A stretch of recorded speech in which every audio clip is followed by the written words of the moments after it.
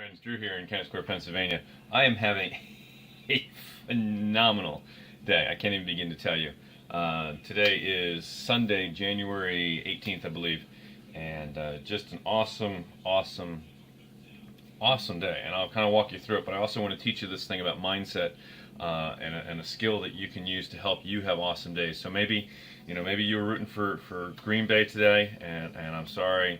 I have to root for the team that's down at halftime. Seahawks came back in a tremendous fashion. There's some things there I got goosed about. The trick play on the end zone, special teams going in for the 2-point instead of the field goal, and just a couple of other really neat, fun stuff in that game I just got excited about. But I digress. Started off in church this morning, and Zay was preaching, and he was talking about a couple different things. And one of the things that kind of I felt like it was just a little prophecy snuck in there for my wife and I about, you got an addition coming and your friends are going to be there to help you build it. And I don't even know if he said it, but it came out and I heard it and I'm like, dude, that was for us. That was cool. We have friends who are definitely going to help us build this thing and make this happen. So excited about that. Making scrambled eggs for dinner. So after church, we did a little grocery shopping. We hit Walmart. We went over to pet store. Cody picked up a fish and came home, dropped him off, and then I went over to the Y to do my run. And so I was scheduled on working towards a half marathon in the end of March 29th, Philly Love Run. If you want to come race with us, they're almost sold out. So if you're gonna do it, register soon. And I'll get to the mindset thing in here in a minute. Just stick with me. So I go over to do my run, and today is the end of week 2 of this intermediate level training course that I'm doing. Because I already did a 5K in Thanksgiving. That was awesome. I had so much fun doing that. I'm like, okay, we're doing something bigger. Make life more epic, right? We're going big. We're gonna do something cool. And hang on a second. Okay. So this Saturday was supposed to be a 6-mile run. I didn't get that in yesterday, so I decided I was going to go over to the Y and do that today. It was pouring down rain and nasty, and invited some folks to come with me, other runners, but said, you know what, I'm just going to hit the treadmill and do it. And I go there and realize, you know what, let's see if I can pull 6 miles off inside of an hour, 10-minute miles for the whole time. And I varied my pace. I started out a little slower. I did a little warm-up before I started it. And I got it up to 7 miles an hour at some point. But my average, I beat it. I got 6 miles in just under an hour. And for me, it was like goal accomplishment. Now, here's where the mindset training piece comes in, okay? There's 2 thoughts in my brain, and we're going to see how this all comes out, and waiting for the pan to finish heating up. Your brain is capable of some phenomenal stuff, and all the John Astoreth things that I'm studying, and I'd encourage you to hit my website, Make Life More Epic, and click one of the links to get involved with some of his programs, makelifemoreepic.com. But the stuff that I'm learning in some of the counseling visits we've been in with some of our kids, hearing professional counselors, psychologists with lots of letters after their name, creating simple mental constructs. I feel like I'm pulling back the curtain here on some things, but the human brain is just phenomenal. And if it believes something, when it believes it, it brings stuff to fruition. And even if you're believing it, not necessarily because it's true, but because somebody you trusted told you it was true. And the freedom that has allowed some of our kids to have is just awesome. I can't even begin to describe some of the cool results and things that have happened when they've been told by somebody they trusted something. And not that it wasn't true, but they gave our kids a framework with which to reframe a situation, an event, that true or not true doesn't matter. The fact that our kid believed it, ran with it, and run with it, they're walking in a free life now, which is phenomenal. I read an article the other day, and I think I posted it on one of my Facebook page, the IsaCopes Facebook page. But there was this thing about, can the human body, can we heal ourselves, quote unquote? If I know somebody's getting nervous right now. Hang in with me. Can we heal ourselves just by simply thinking the right things? And the lady went through some study of the placebo effect and how that can play out in people's recovery from different things.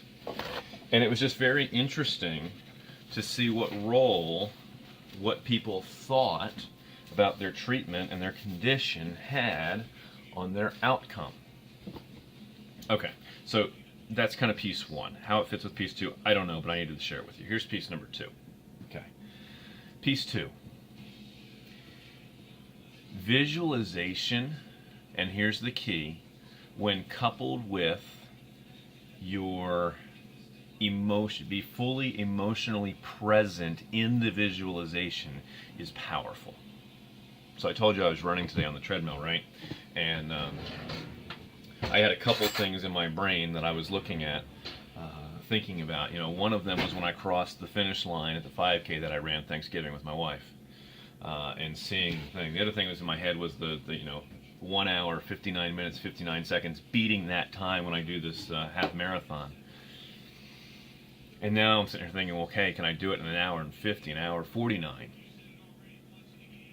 And as I was doing the different parts of this hour-long run and coming to the top of the next mile, imagining what it was going to feel like when I accomplished my goal, when I reached the goal, when I got to the goal, when I was there. You know, on March 29th, as I'm crossing the finish line after running for almost 2 hours and reaching my goal.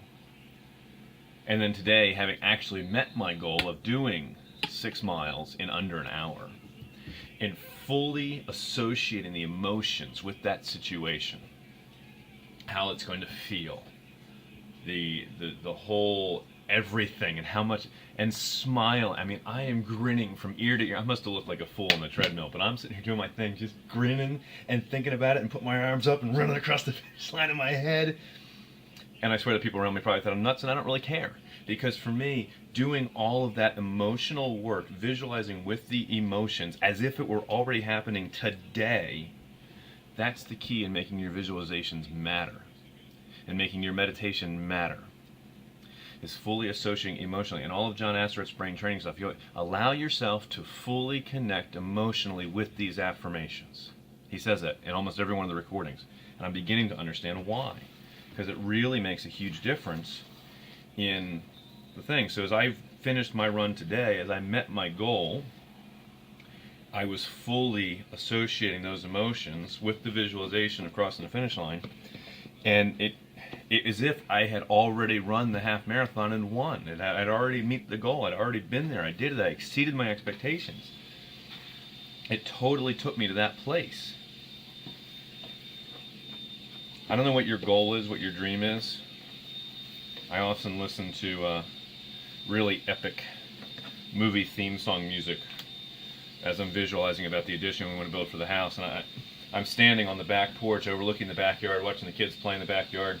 And in my head I'm seeing the boom cam fly around, the helicopter shot around the house as I'm standing there on the porch. And I can just see it with the music playing in my headphones, and what this is going to be like and what it's going to feel like to realize the dream that God has placed inside of us, for more space, for more kids to do what we've been called to do, and make life more epic, right? It makes it so much more real to feel the emotion as you're visualizing the thought and you're playing the movie in your head of what it's going to look like when you reach your goal.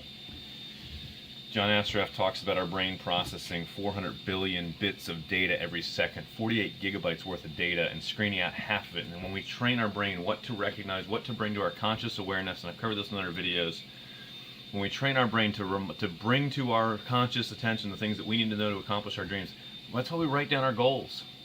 That's why in 90-day game plan they talk about writing the stuff down in your books. That's why I've got the big giant wall calendar.